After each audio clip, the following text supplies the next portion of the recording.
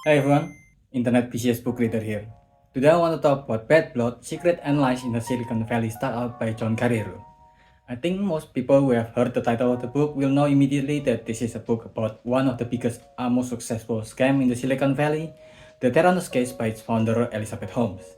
I don't think it's the biggest scam in Silicon Valley anymore because after NFT and crypto, Silicon Valley scamming becomes so easy to do that even musicians and YouTubers can do them.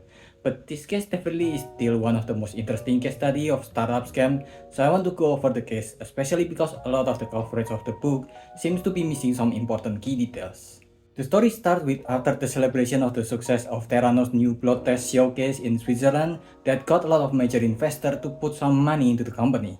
But people returning back to the office doesn't seem to be in a celebratory mood after their success. Henry Mosley, the CFO of the company, actually saw that a few of the employees that go to their meeting with the clients looks like they're in despair despite their major success. So Mosley went to talk with Roy Schaufman, their lead product planning and testing.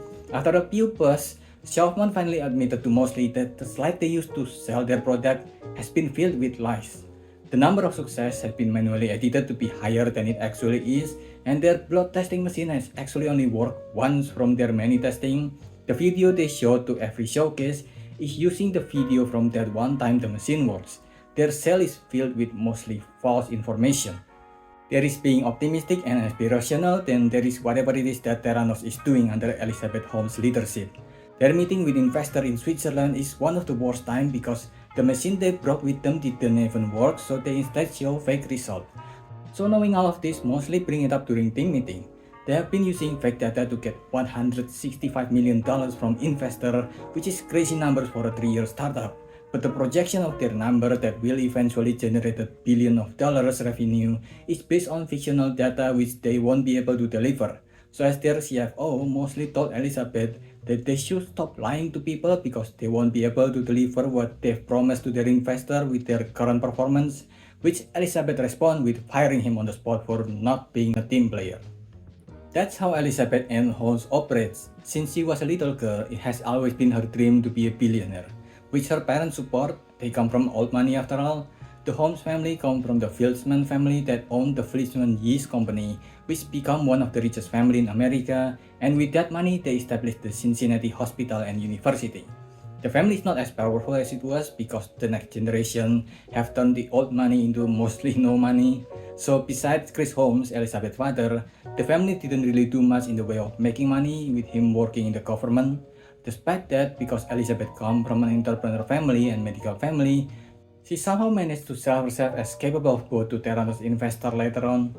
As a child, she grew up with her two brothers, showing her competitive side and sore loser side since early. She took this competitive nature to school by trying to get the highest score possible there, which eventually brings her to Stanford, which at that time is the place to be for Silicon Valley industry. It's where the founder of Yahoo and later on Google was studying after all. But she did not stay long in Stanford despite her father's wishes. She chose to drop out of college, trying to follow success story myth caused by other startup legends like Bill Gates and Steve Jobs. Before that though, she managed to intern at the genome industry of Singapore, which at that time in 2003 is at the height of SARS flu, so she spent a lot of time there testing with low-tech methods like syringes and nasal swab, which I think she resented a lot, and that's why she wanted to create a better testing method. Using all her knowledge so far, she managed to write a patent application for an arm patch that will both diagnose and treat patients at the same time. And because the patent system doesn't really have any quality control, it doesn't really prove anything. But it at least managed to impress her teacher at Stanford, Channing Robertson, and his student Roy Schaufman enough to have them join her startup company. Real-Time Cures, which due to typo was filled instead as Real-Time Courses. The company was soon renamed to Theranos for therapy and diagnosis. The company got a lot of funding because, as I mentioned at the start, Elizabeth comes from old money, so her neighbor, which just happened to be Tim Draper, one of the most famous venture capitalists, and Victor Palmieri, her father's friend and another corporate specialist. She managed to draw them as investor with her painting a picture of a future where people can be diagnosed with a single patch that will draw their blood painlessly. Not everyone bought what she sold them though. In her meeting with Matt Venture, where they started questioning the technicalities of how the patch worked, the meeting ends in a disaster. But despite a few failures, she managed to draw quite a lot of investors to rake in $6 million. Meanwhile, Xiaonak, who's been working on the hypothetical path, started to realize that the path is impossible to make with their current technology. It's closer to science fiction than science. So they compromised on Elizabeth's vision on making it still portable by making it bigger and more complex, then dubbed it as the Theranos 1.0. Using the prototype, she managed to get some coverage in print media, which is just the start of it. She got better at painting this utopia where, thanks to her blood monitoring device, there won't be any more misdiagnosis because her device will solve everything. She even managed to recruit Edmond Koo, an up-and-coming engineer that's been known as a fix-it man in Silicon Valley, and right away Ed realized the difficulty of his job since none of the Theranos 1.0 is working as intended. They're basically over-engineered garbage that belongs in the trash. It's because of Elizabeth's obsession with using as little blood as possible, so little that she got mad when an employee used Hershey Kisses chocolate as an example of how little blood they need, which Elizabeth still considers as too much blood. But blood testing doesn't just involve blood, it also needs a lot of reagent, and because the blood sample is too small, they're diluting their blood with saline to raise the volume of the blood, and they need to be sealed tightly so as not to mix with each other, which is difficult to do in a small device. They were testing every kind of blood cartridge to see how to make it work, so every cartridge can only be used once. Each cartridge cost more than $200 and they had to test hundreds of them each week. To make matter worse, Elizabeth already did one step ahead of the team and broke a $2 million assembly line in preparation to sell the device which haven't existed yet. And just like that, the first $6 million of the early investment is gone. Thankfully, the company has managed to get another $9 million from other investors. It is terrible in Theranos. The employee turnover is really high because the company overworks everyone even though it's not making any money through sale yet, and every department only reports to Elizabeth without being able to communicate with each other. They also had a case against 3 of their employees which is trying to make a product similar to Theranos, which Elizabeth sued to bankruptcy. The atmosphere in the office got worse because security seems to work against every worker. They now can't even use chat with each other, so the communication that was already slow now can take hours to get through. Everyone eventually feels like they need to snoop each other to know what works everyone is doing and what works they actually need to do, while Elizabeth is spewing some inspirational quotes and getting dinner to the office to make people work until 10 p.m. or later. To make matter worse for Ed, another employee named Tony Nogan used a robot from Visnar and changed it to glue components that can make Theranos 1.0 cartridges. And because of that, Ed was let go after signing an NDA for the company, which everyone in this company does. Xiaonak, who have become friends with Ed, decided to leave the company at that time since it has changed course so much from the vision that started the company. Tony is happy that Elizabeth is happy with his work, but he's also aware that what he built is basically a glorified glue robot from another company that is not meant for a final product. So he labeled them as for research use only, which he thinks will make everyone aware that it's not a finished product.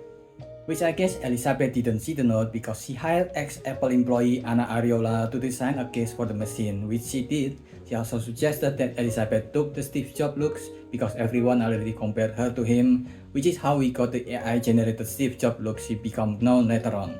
It didn't take long for Anna to realize how weird the company she decided to join in. Every step of the way, there is a problem that needs fixing, but instead of fixing anything at all, Elizabeth forced the team to go to the next step of her vision. So problems quickly pile up on top of each other. The company at that time Anna joined has already fired more than 20 people. Avi Tevian, a good friend of Steve Jobs at both Next and Apple, who had become a board member after investing early to the company, found out about everything that the company is doing, but when he informed another member, Don Lucas, they decided to kick him off the board member instead. And with all this problem ongoing still, Elizabeth decided to move the company office to a much pricier real estate near Stanford campus to show off how big her company have gotten, and even that is another problem. The schedule to move was delayed, and when Elizabeth found out that she would need to pay for the month where she hasn't moved from the old company, it became a battle to find the most irresponsible way for them to move all the fragile material that they have as medical research company, as long as she didn't need to pay for the move. This finally made Matt Bissell, the head IT of the company, who got the responsibility for the moving, to decide to go out of the company, which at that time has already fired more than 50 people since its foundation a year ago. Meanwhile, the machine is still not working as intended or even at all. By this time, around March 2008, the people who is in the know either quit the company realizing that they're boarding a sinking ship, or tried to tell Elizabeth that her ship had problems, then got fired immediately. So the only people left at the office are people loyal to her. Some yes men that will agree with whatever she said even if it's not true or make any sense at all. Then, as if there's not enough internal problems, Richard Fuis, Elizabeth's much richer neighbor daughter who heard about Theranos at one of their family dinner, decided to patent a component that Theranos will need to file the plot finding, so now Elizabeth will need to go into a legal battle with him instead of buying his patent because there is no way that Elizabeth will lose whatever this is against Richard. Meanwhile, the company is losing its employee faster than it can hire new people, so now Elizabeth's friend Chelsea that just graduated at Stanford was hired, and so does Elizabeth's much older boyfriend, Sunny Balwani. Chelsea at least had not just the degree but the skill and work ethic to work a job, but that's not the case with Sunny. He got lucky during the dot-com bubble and made a lot of money, but besides the money that he started to run out from his lavish lifestyle, he doesn't have much credential to his name, except the one red flag where he tried some tax evasion. Sunny's existence in the office makes things worse for everyone there, as if it's not already a nightmare place to work at because Sunny hadn't really done much with his life except the money he got from the dot-com bubble crash. He wanted to feel more powerful at Theranos. Besides saying that he worked on the software for their thing, Sunny is the one responsible for firing people. And he got really so into his power play that when people don't agree with him, he'll sulk worse than Elizabeth and started yelling and throwing tantrum at the office like a child. The office lost what left of the good people there because of Sunny's involvement, which happened because of Elizabeth. Chelsea, who started losing all hope with Theranos and Elizabeth, decided to quit the company. Now all that is left in Theranos is Elizabeth and her yes man people including Sunny, and we are not even halfway through the book. That's how dense with information this book is. Despite the company eating itself from the inside, from the outside it still managed to fool more people. Because medical technicalities combined with engineering technicalities combined with software coding technicalities is gibberish magic for people who barely understand one of these technicalities. So Elizabeth still managed to fool more people to invest in Theranos, including Walgreen.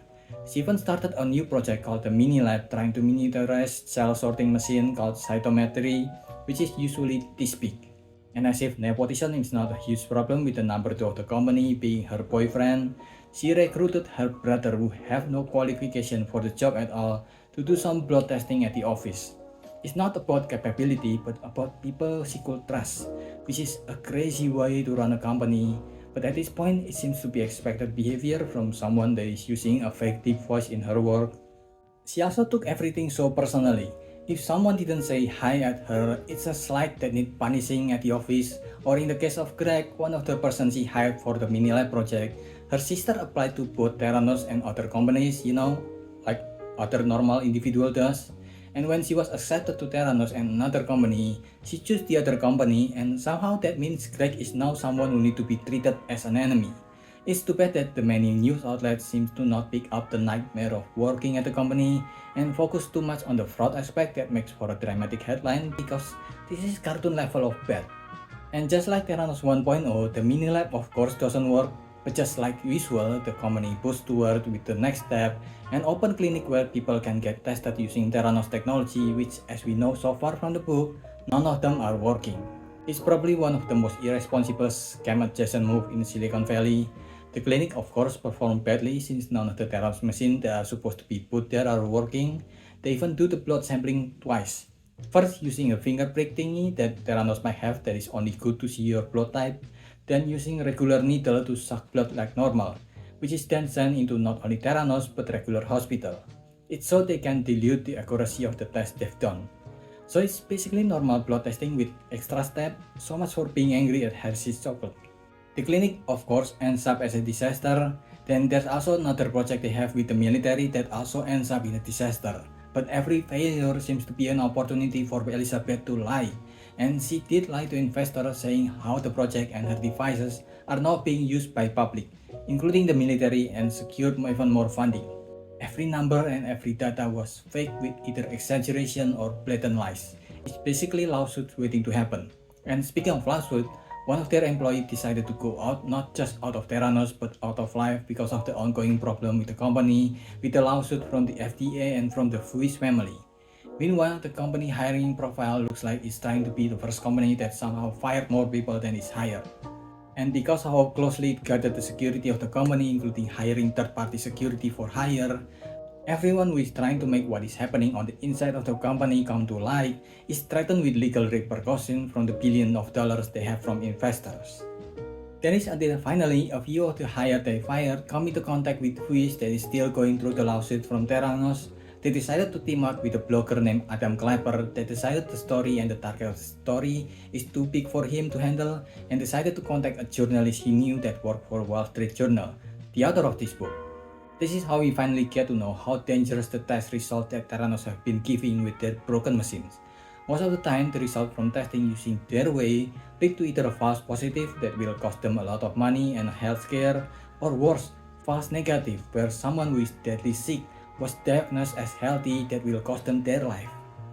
Thankfully for them, Theranos has opened the public clinic that we know are a mess, but it is record that they can use to prove a lot of their claim, and it is easy to get them since a lot of the record from Theranos are either absurdly high or absurdly low record level of medical checkup, and the author was helped by many doctors who have been questioning the test done by Theranos for quite some time. It's just no one has been listening to them per usual.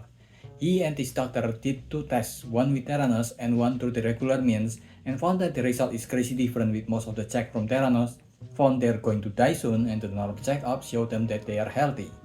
It is thanks to these people that we finally got the truth out.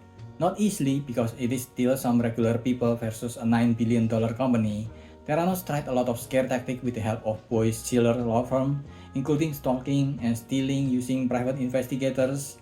But they managed to put out their articles and told the world the truth. Although unfortunately it didn't really change anything at first. Theranos is still going strong in public eye and Elizabeth can still spew off motivational BS that motivators fake guru used to gain followers. Thankfully, it didn't get long until they got charged with fraud and the company had to shut down after every investigation shows how bad the company is doing. So the victim of Theranos didn't spread from the thousands of clinics that Theranos has opened at that time. After the book, there's a lot of articles, movies, podcasts. Most everyone knows that everything about Theranos is a scam now. It is not only endangered everyone involved with the product it's trying to sell because the product is obviously fake.